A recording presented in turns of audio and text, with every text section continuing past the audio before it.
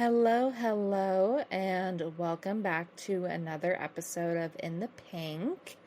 And I just want to touch upon something that is actually near and dear to my heart. And that's the fact that I'm just plain weird. And here is how being ostensibly cringe helped me grow to now 15,000 followers on TikTok and build a magnetic, soul-aligned brand. So if you're building your personal brand or trying to grow your social media presence, you've probably heard this advice before. Like, be consistent, find your niche, make your content look professional and aesthetic. But no one talks about the advice that actually changed my life. Be willing to be cringe. Yes, cringe.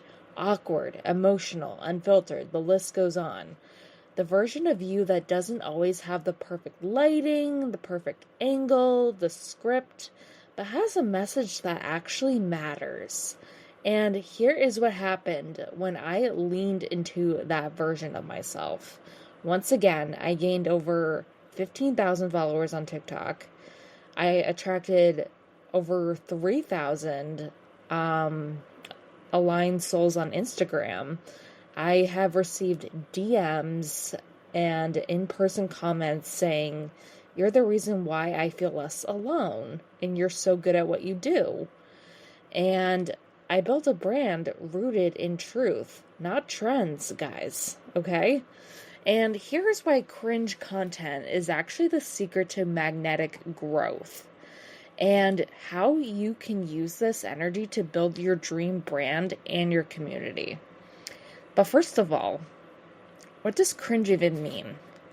The internet defines cringe as anything that feels embarrassing, awkward, or just too much.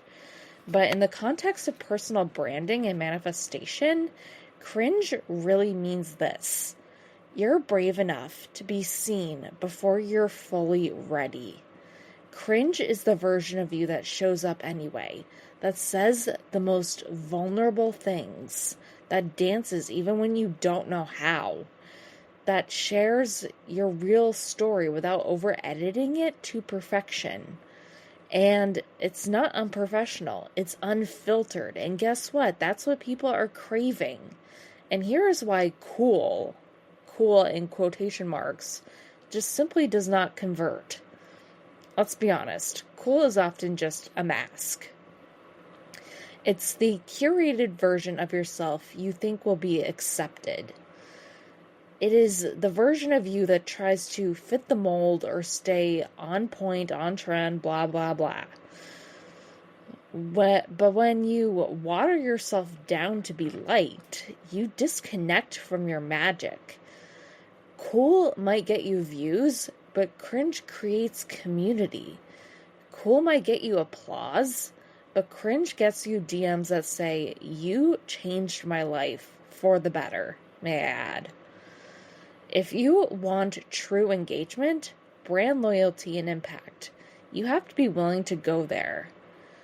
And here's my journey to what was then 12,000, now 15,000 TikTok followers, and a whole lot of growth. I used to overthink every caption, every reel, every post. But then I started to let things simply flow. Sharing from my heart, posting things I once would have deleted out of fear, I saw real growth. And yes, I'm talking about my tarot readings. I'm talking about my channeled Reiki messages. What I thought was ostensibly cringe was actually authenticity. And authenticity is the most powerful SEO for the soul. And every time I showed up as my true self, even if it felt just weird or raw, I magnetized the right people. That's how I went from a few hundred views to thousands, from a handful of followers to an aligned, engaged audience. And I'm going to get into how this aligns with manifestation. So here's where it comes in. One of my biggest mindset shifts was understanding that embodiment is the ultimate manifesting technique.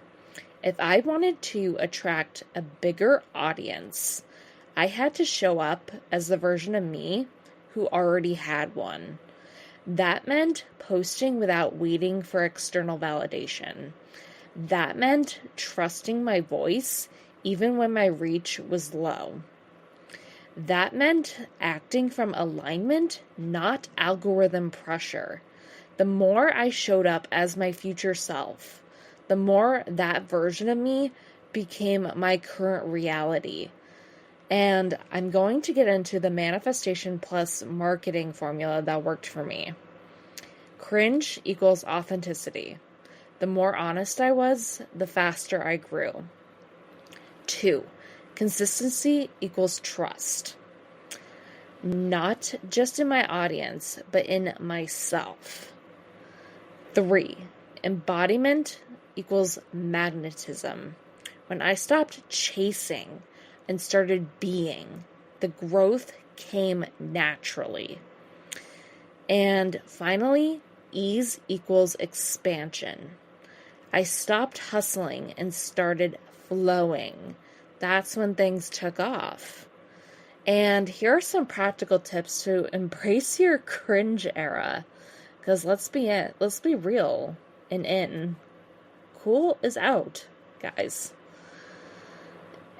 So post the thing you're scared of. Give yourself permission to do so. Because, and you've probably heard the hot high priestess say this, also known as Sarah Pearl. So shout out to her, by the way. Your rough drafts are worth millions. It might be the thing that lands the hardest for people. Talk like a human. Write captions like you're texting your best friend. Let people see you. That's what makes you memorable. And celebrate ease. If it flows, it grows. Be your freaking brand. Don't just build one, embody it. And cringe really is a portal. What you think is too much might just be your magic. What you think is too weird might be your breakthrough. What you think is too honest might be the post that changes everything. If you're ready to be seen, grow your platform and build a brand rooted in authenticity. This is your sign. Let it be cringe. Let it be real. Let it be you. Because the world doesn't need more curated content. It needs more content with soul. And if you aligned with this episode, please feel free to check out my TikTok, my Instagram, all linked below to get some inspiration. And for Pete's sakes, follow this podcast because I'm still trying to grow it. And I'm praying, manifesting, etc., that this gets on the top 5 podcasts of some people by the end of 2025. So I will see you next time. Bye.